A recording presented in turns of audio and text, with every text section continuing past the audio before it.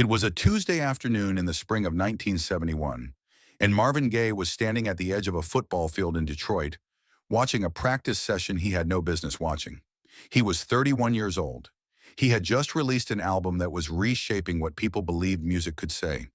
His name was on the radio, on the lips of critics who had spent years doubting him, on the tongues of strangers who wept in their cars without knowing why. None of that seemed to matter to him in that moment. What seemed to matter was the field, the green of it, the clean geometry of the yard lines, the sound of pads hitting pads, a sound that had nothing to do with harmony or chord progressions or the weight of words.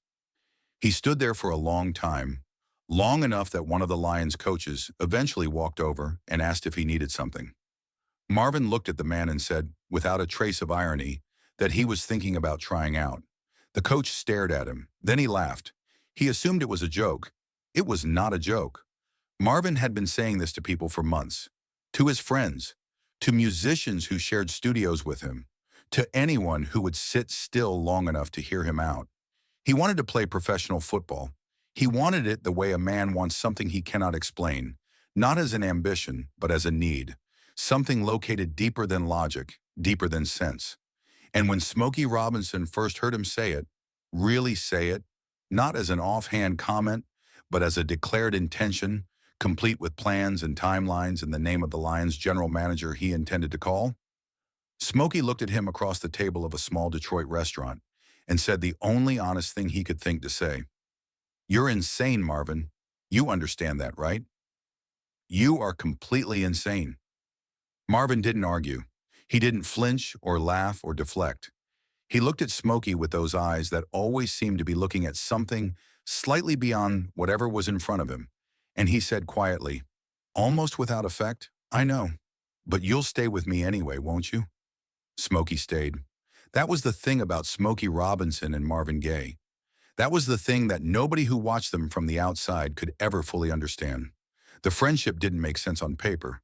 Smokey was organized where Marvin was chaos. Smokey arrived on time.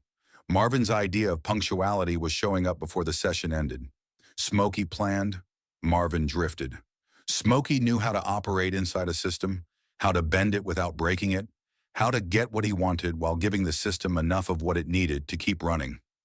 Marvin broke things, not intentionally, not with pleasure, but with the persistent, exhausted force of a man who could never quite figure out how to fit inside the shape he was given. They had been brothers since the beginning, since a Christmas party at Motown in the early 60s, when a tall young man named Marvin Gaye, still without the E, had started singing a holiday song in the middle of a crowded room and drawn a circle of silence around himself.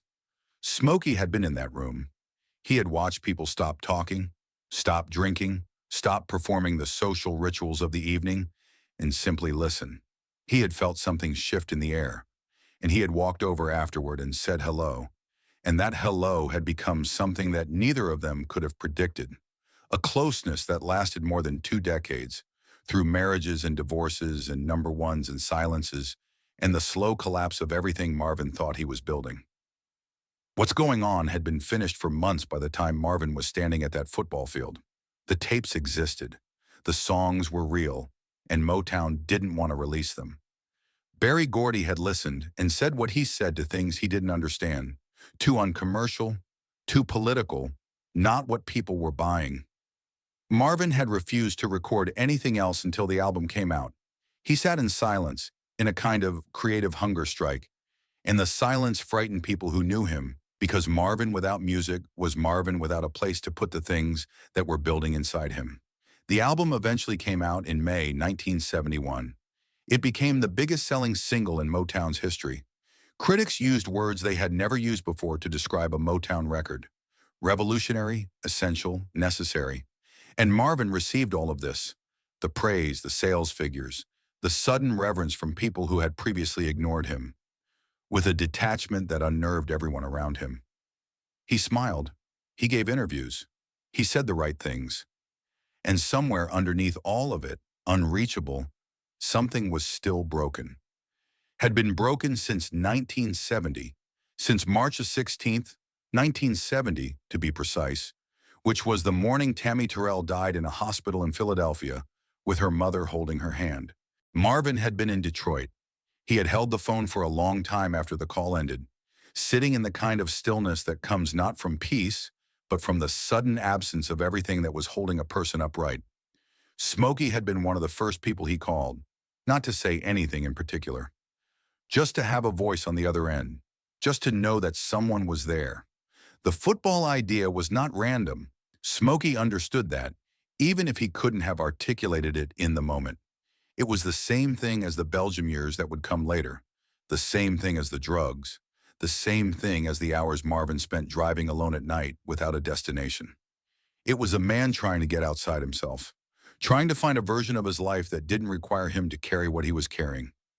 Professional football offered something that music, at that point in Marvin's life, could no longer offer. The possibility of failure for a reason that had nothing to do with the inside of his head.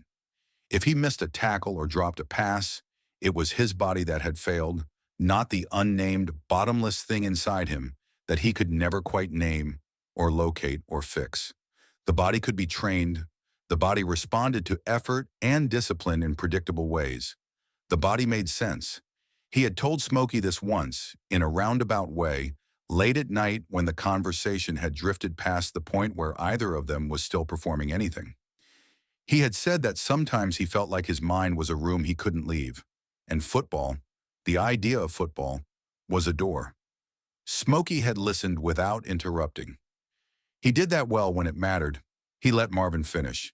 And then he said, "You're not going to make the team, Marvin. You know that, right? You're 31 years old and you've never played professionally, and they're not going to let you on that field." And Marvin had smiled the smile that wasn't quite a smile and said, "I know, but what if they did?" He called the Lions front office. They were polite in the way that people are polite to someone they do not wish to offend. Lem Barney and Mel Farr, both Lions players, both friends of Marvin's from golf games at Palmer Park, tried to talk to the right people on his behalf.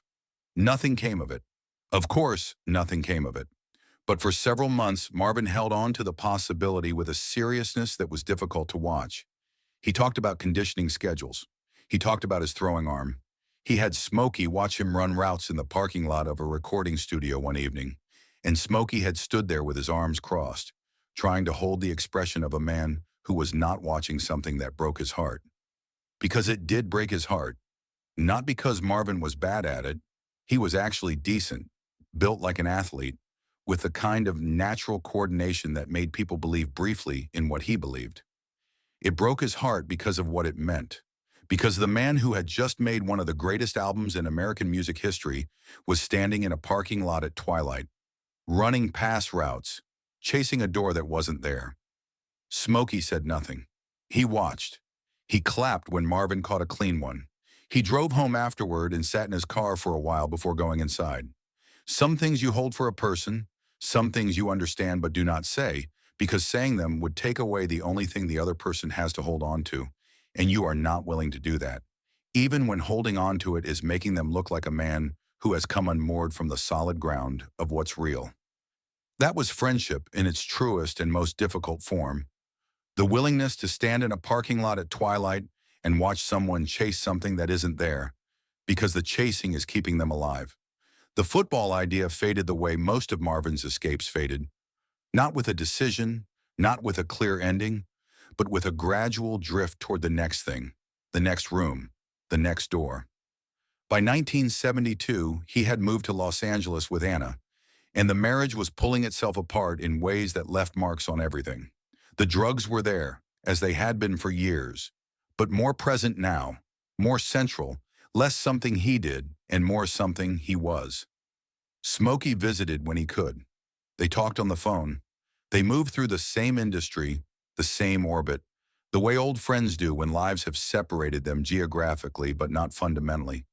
The connection remained, quieter now, less daily, but still there. Marvinized, Smokey would say years later, when someone asked him what it was like to have Marvin record one of his songs. He would come in late, always late, and he would sing the song like he already knew it, like he'd written it himself, and he would do something with it that you didn't know the song was capable of. He Marvinized everything he touched, made it his, made it more.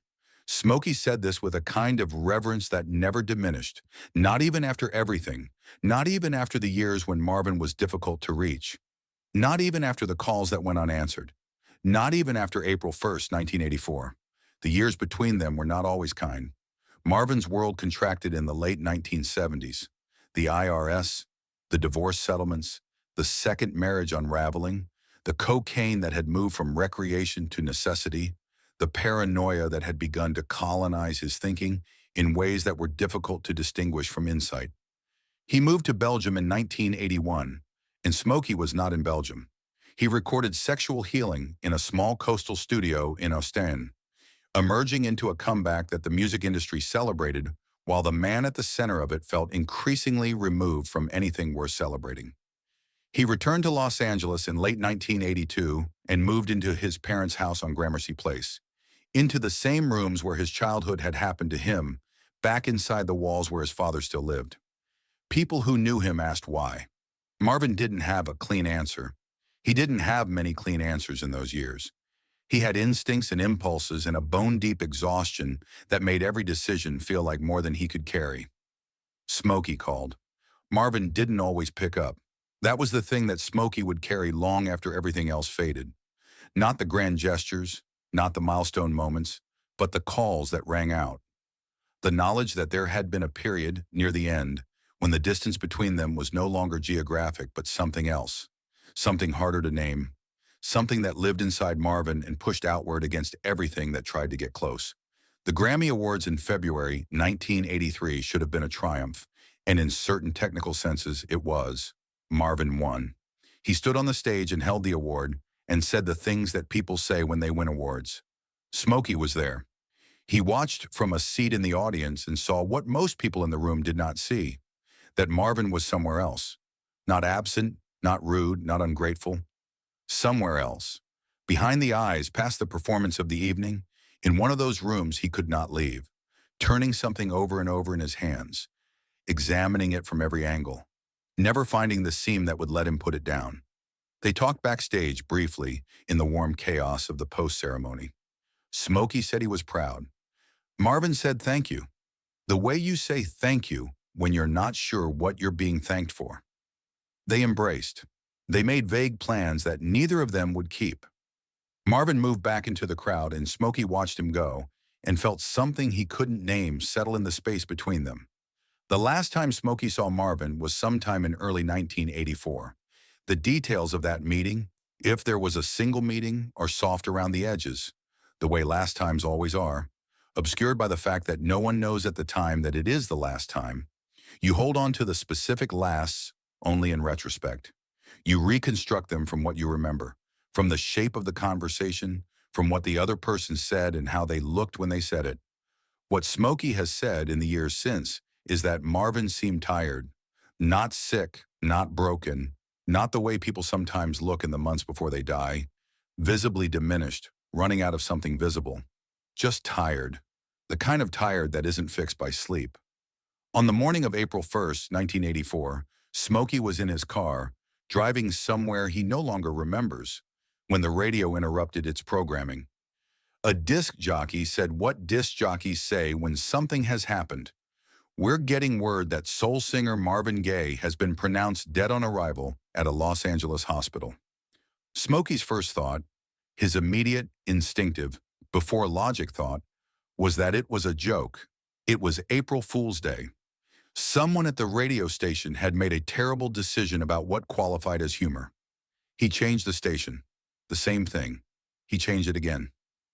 He pulled over. He sat in the car for a moment with the radio off, in silence, with the kind of silence that comes not from quiet but from the sudden impossibility of sound. Then he called Anna. She answered. She heard his voice, and before he could ask anything, she said, "Yeah, baby, it's true." And that was the moment. Not the radio, not the second station or the third. The moment was Anna's voice saying, "Yeah, baby, it's true," and Smokey understanding, for the first time, that the thing his mind had refused to accept as real was real. He had told Marvin he was insane. Marvin had said, "I know," and Smokey had stayed. That had been the whole of it, really, underneath all the years and the music and the proximity and the loss. One person seeing another person clearly, the beautiful and the broken, and the parts that didn't make sense, and the parts that were chasing something that wasn't there, and choosing to stay anyway. Not because it was easy, not because it was comfortable, not because it always felt like the right thing to do, but because some people walk into your life and the closeness that forms around them doesn't have a shape that fits inside ordinary language. And you don't know how to leave even when leaving would be the sensible thing. Even when staying means standing in parking lots at twilight, watching someone run routes toward a door that isn't there. Marvin never made the Lions roster. He never threw a pass in a professional game. He never got the tryout he had called to arrange, and after a while, he stopped calling. But for a few months in 1971, in the strange and fragile period between the album that changed everything and the life that was slowly changing in ways he could not control or predict or outrun, he had stood on the edge of a football field in Detroit and believed in something. And Smokey Robinson had stood next to him, saying nothing, staying. In the years that followed, that small and ordinary fact, the staying, would come to mean everything. Not because of what it changed, because of what it didn't. Because even when the calls went unanswered, even when the distance closed in, even when the tired look settled into Marvin's face and didn't lift, the staying had already happened. You cannot unstay. You cannot take back the years of proximity, the Christmas parties and the studio sessions, and the parking lots and the phone calls and the hands you hold, and the things you don't say, because some things belong to the other person and you have no right to take them. The staying was real. The staying was true. And on April 1st, 1984, sitting in a car on a Los Angeles street with the radio off and Anna's voice still in his ear, Smokey Robinson held that truth, and it was the only thing he had, and it was enough, and it was not enough. And that is the way it always is when someone who was almost every day of your life becomes past tense before you were ready.